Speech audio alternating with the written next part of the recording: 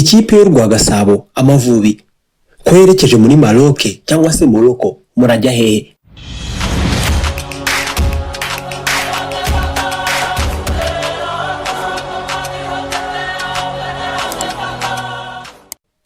Murajya hehe ko twaje? Ubu tugiye gukorera imyitozo ihambaye mu gihugu cyiza nk'iki gifite ibikorwa remezo bya siporo bihambaye by'imikino. Itangazo ryemewe n'amategeko ryasohotse mu minsi mike ishize, hari kuwa gatatu tariki 13 z'ukwa gatanu. Umunyamabanga wa Ferwafa Boni Mugabe yemeje aya makuru, avuga ko bagiye muri Maroc mu myitozo izamara iminsi 10 bazamara bariyo. Ni kuva ku itariki ya mbere kugeza ku itariki 10 z'ukwa gatanu uyu mwaka 2026. Dore ibyo bazakorerayo, dore ubuzima buhenze buri wese muri aba bakinyi azaba abayeho.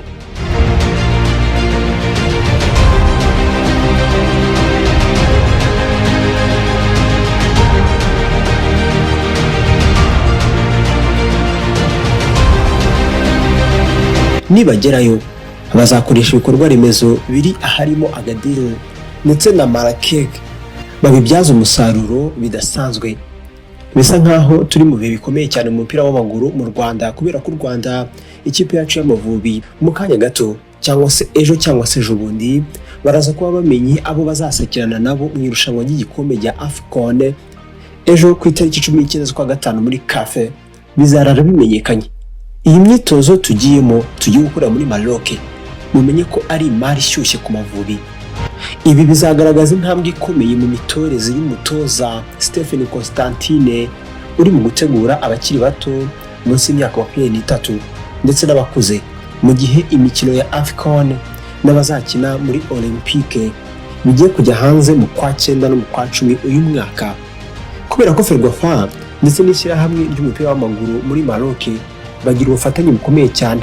FLMF, Royal Moroccan Football Federation, ntabwo ikipe zo mu Rwanda zihabwa imyitozo gusa iyo bagezeyo mu mupira w'amaguru.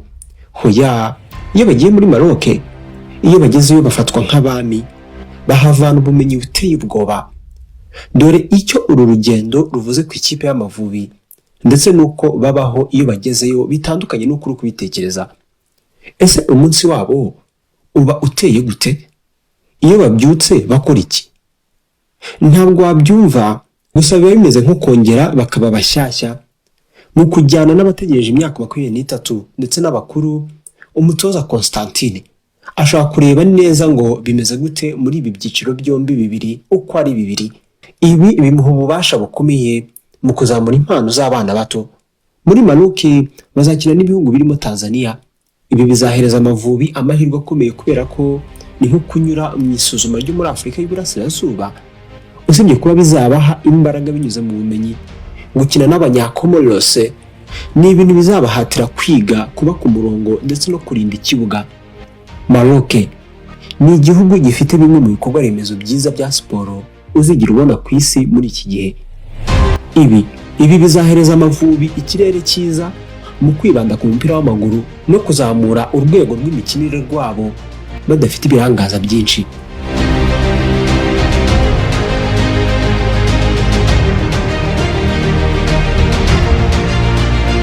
Gusa bazabaho n'ubuzima bwiza, nushaka ubwite ubuzima buhenze, kubera ko iyo bakigira muri Maroc ntabwo bapfa kujya kurara muri hoteli cyangwa se hotel zisanzwe z'ubucuruzi, ahubwo bahita berekeza muri zimwe muri hoteli nziza z'akataraboneka zagenewe kwakira abakinyi, niba ariko wabyita. Izi zirimo iziri mu nkengero z'umujyi wa Agadir ndetse no mu gisaka cya Marrakech. Hoteli z'inyenyeri 5 ni hoteli zituma wiyumva neza kandi zaremewe kwakira abakinyi, ziba zisa n'iziteguye kukwakira na yombi iki gihe. Izi zirimo Radisson Blu Resort Tangzoutou Bay iri hafi ya Agadir muri Marrakech. Izi ni hoteli ziba zararemewe guha abakinyi umutuzo kandi bakabamo cyangwa se bakazibamo ntawe basagarariye. Ziba zifite umucanga wihariye utagerwaho na buri wese ukora ku nyanja ya Atlantique. Ziba zifite piscine nini, za rutura ndetse n'ahantu henshi waruhukira ugasubira muri forme. Mu bufatanye n'ishyirahamwe ry'umupira w'amaguru rya hariya muri Maroc, Amavubi azahabwa byuzuye bimwe mu bikorwa remezo byo kwitorezaho utapfa kubona uko wishakiye mu busanzwe. Ndavuga ibirimo Pristine, ibibuga by'umupira w'amaguru bishashemo ubucaca bwa hybride. Bahabwa ubushobozi bwo gukoresha zimwe mu nzu zo kugororamo umubiri zigezweho zizwi nka gym, ndetse namwe mu mapisine yubatse ku rwego rwo hejuru ku buryo ukiyinjiramo umubiri uhita ugarura ubuyanja iyo uvuye mu kibuga cy'umupira ako kanya uko waba unaniwe kose. Ni ibizwi nka state of the art cryotherapy and hydrotherapy pools for immediate post training recovery. Ntabwo bapfa kurya ibibonetse byose iki gihe. Abakinnyi baba bagomba kujya mu rugendo bajyanye n'itsinda rishinzwe imirire yabo, ari byo rikorana n'abatetsi ba hoteli ngo ibyo abakinnyi barya bibe bimeze neza. Buri funguro riteguranwa ubwitonzi bukomeye. Abatetsi b'abanyamwuga ibiribwa byuzuye intungamubiri, ibitera imbaraga, ndetse n'imbuto ziciriwe zo muri Morocco cyangwa se Maroc. Ibinyobwa byagenzuwe neza byagenewe abatlete bo ku rwego rwo hejuru bahambaye. Usanga nibura umunsi w'abakinnyi uteye mu buryo bukurikira. Ni ibintu biba bisa nkaho byateguwe ku buryo nta kiruta ikindi. Imyitozo ihambaye, amasomo bahabwa, ndetse no kuruhuka. Saa moya n'igice za mu gitondo ni ukubyuka no gufata ibizamini by'ubuzima n'abaganga babigenewe bareba amazi ufite mu mubiri ndetse n'ibiro. Saa mbiri ikipe ifata ibyo kurya bya mu gitondo birimo amagi, imbuto, ibiribwa birimo oats, amaji akoreweho n'ibindi. Saa tatu n'igice nibwo imyitozo ya mu gitondo akenshi iba itangiye. Imyitozo isaba imbaraga irimo gupasanya kwinshi. Saa sita bajya koga mu rubura, pisine zabugenewe ziba zikonje kugira ngo baruhure inyama z'umubiri. Saa saba baba bagomba kuba bafata ibya saa sita ku buryo barya ibirimo inkoko, amafi, umuceri mwiza ndetse n'amakaroni. Saa munani ikiruhuko gitegetswe kuri bose. Abaryama bararyama cyangwa se uhamagara umuryango we ubwo nawe arabikora. Saa kumi n'igice umutoza Constantine aba agomba kweseya akanyuza amaso mu mashusho y'umukino nk'urugero wabahuje na Tanzania, akareba amakosa bagiye bakora. Saa kumi n'imwe n'igice binjira mu myitozo yoroheje mu kibuga. Saa mbiri ikipe ifata ibya nimugoroba byo kurya, bakaganira ibintu binongera umubano hagati y'abakinnyi n'ubusabane. Saa tatu binjira mu cyumba bakitabwaho, ibyumba byabugenewe, abahabwa massage, abagorora umubiri n'ibindi. Saa yine n'igice amatara bazimije, kuruhuka bihagije bigatangira ku buryo ejo baba biteguye bihagije.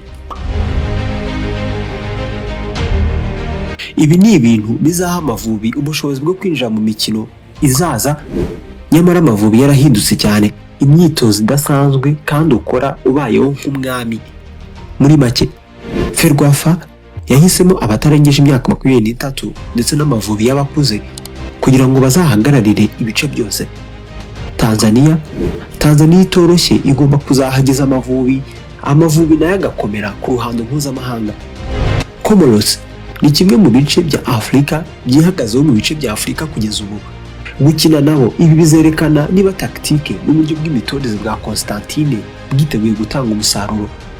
Iyi myitozo ya Maroc cyangwa se Morocco ni nk'ingabo ndetse n'intwari ikomeye ku Mavubi ku itsinda iryo ari ryo ryose Amavubi azisangamo ejo. Ni ku munsi tuzamenya abo tuzahura nabo muri AFCON. Ejo tuzamenya abo tuzakina nabo. Ariko tariki ya mbere z'ukwa gatandatu abahungu baturuka mu Mavubi bazaba babaye Ivubi koko. Iryo tsinda tuzarihamya.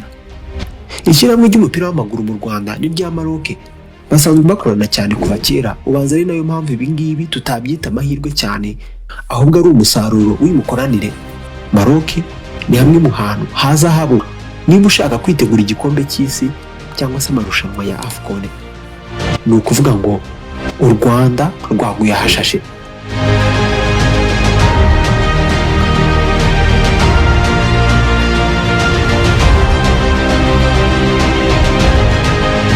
Ni abahe bakinnyi utekereza ko bazabanzamo mu batarengeje imyaka 23? Ese iyi myitozo tugiye gukora mu gihugu cya Maroc ifite ibikorwa remezo, bivuze ko tuzabona Amavubi akomeye cyane mu kwa 9. Urabivugaho iki? Bizatumarira iki? uko biri kose niba unkurikiye ukunda ibiganiro by'imikino n'amateka y'abakinnyi ni hano bikurikira. Niyo mpamvu rero ibuka ukande like kuri iki kiganiro, ukore subscribe kuri channel yawe, niba uzajya ubona ibindi biganiro tubagezaho rusange, ibiganiro bibigisha buri munsi.